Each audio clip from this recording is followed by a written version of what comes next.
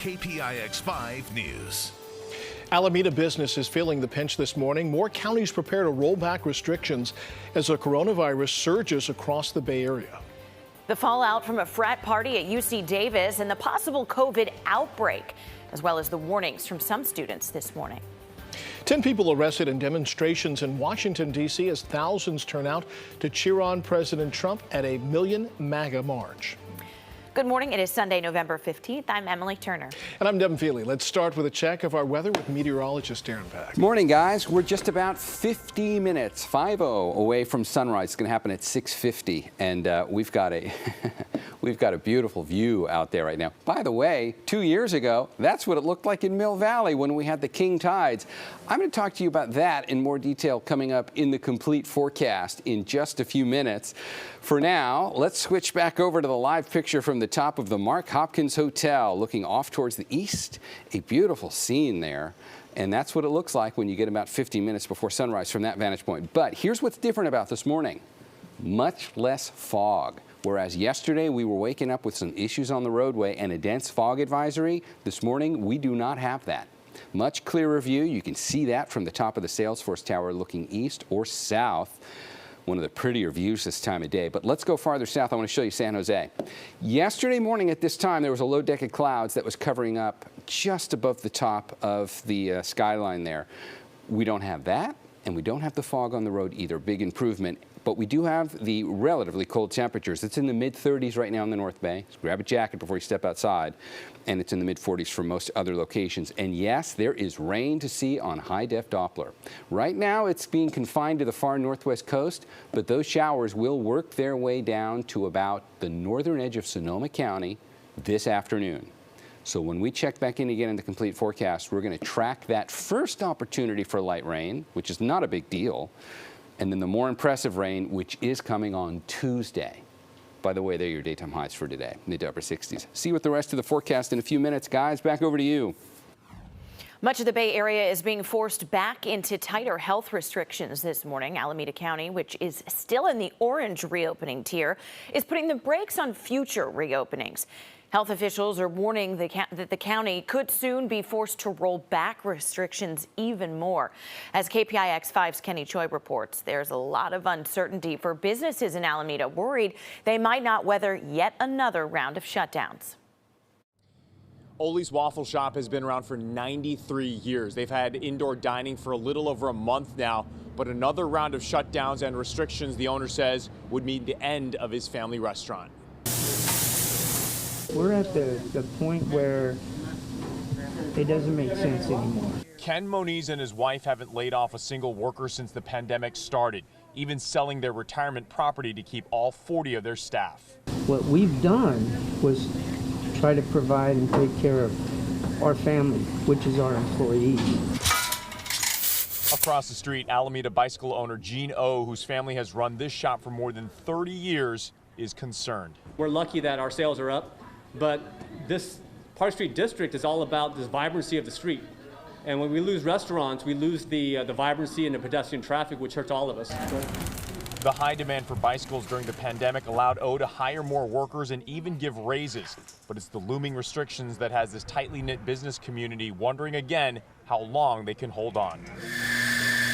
And there's days that you just feel like saying, that's it, I'm done. And then there's other days you say, no, we can do it. We can plow ahead. If they were to close again, we're probably talking about half the restaurants on Park Street that are on the brink. You look at your numbers at the end of the day and realize, yeah, that's not enough to pay the rent on a regular basis. Indoor dining at 25% capacity has given Oli's Waffle Shop a fighting chance. But another pause will mean a permanent goodbye for this man who has done things the right way. If they shut us down again, I'm going to lock the doors. And that's it. Kind of at the end of the road here. Health officials say if current infection trends continue, that would move the county all the way back to the purple widespread tier, which would mean even more restrictions for businesses. In Alameda, Kenny Choi, KPIX 5. Contra Costa County is also bracing for a new wave of COVID restrictions. On Tuesday, the county is closing indoor gyms and fitness centers, indoor dining and concession stands at movie theaters. One restaurant owner says he's fortunate to do takeout, but losing indoor dining, especially as the temperatures drop, will come at a huge cost. While one gym owner says that keeping up with all of the changes in different counties is a lot of back and forth. Come Tuesday, we have to scale it back. That's the only way that our businesses will stay afloat. And scaling it back means you're going to have to lay off or let go of some employees.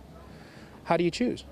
They've all been willing to work through this pandemic. They've all been a part of our success. It's a lot of back and forth, a lot of trying to keep up with what rules are supposed to be in place where. Business owners say the hardest part is not knowing how long these rollbacks will last and at what cost. A pilot program which provides coronavirus contact tracing is expanding now to UC Berkeley and may go statewide.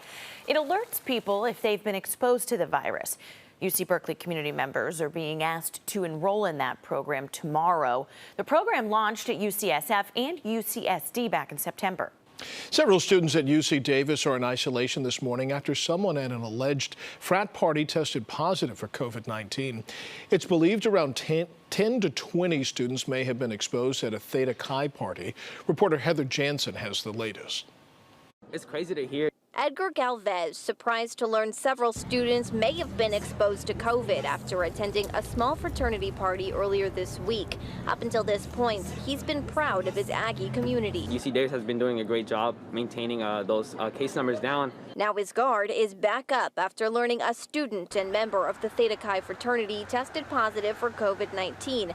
That student went home to their parents' house and is under quarantine, but 9 others no longer in the house for now are in special isolation rooms, though many others could have been exposed after a gathering of up to 20 people may have been held inside the frat house. I'm not surprised. UC Davis student Liana not at all shocked, saying parties are bound to happen, even if she doesn't agree with it. Partying in these times is kind of selfish, so I don't really understand why people are doing it, because if we all stayed inside or quarantined or wore your masks and didn't party right now, then we could all get out of this a lot quicker. The university also expressing a similar message.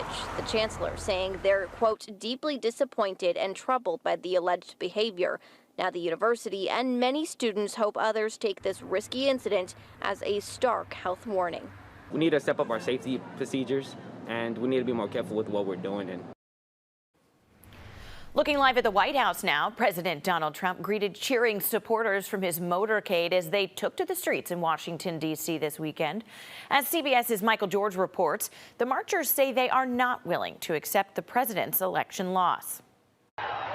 President Trump delighted cheering supporters with a drive-by at a so-called Million MAGA march in Washington, D.C. The message of this event is to demand transparency and to protect election integrity. As night fell, groups of pro-Trump demonstrators and counter-demonstrators remained on the streets, with the police trying to keep a tense peace. Later in the evening, the crowd thinned as protesters dispersed. President Trump continued to tweet unproven claims of widespread voter fraud, as he still refuses to admit election defeat. The government is restricting access and funding to President-elect Joe Biden's transition team.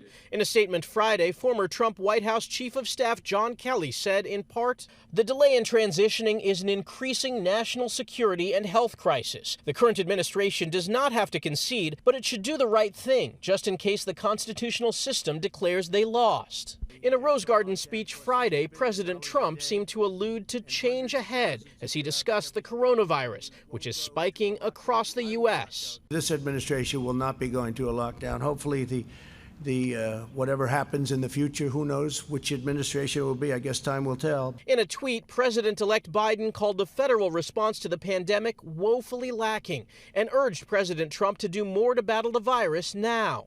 On Saturday, Biden took a break for a bike ride with the next First Lady, Dr. Jill Biden, near their Delaware beach house. Michael George, CBS News.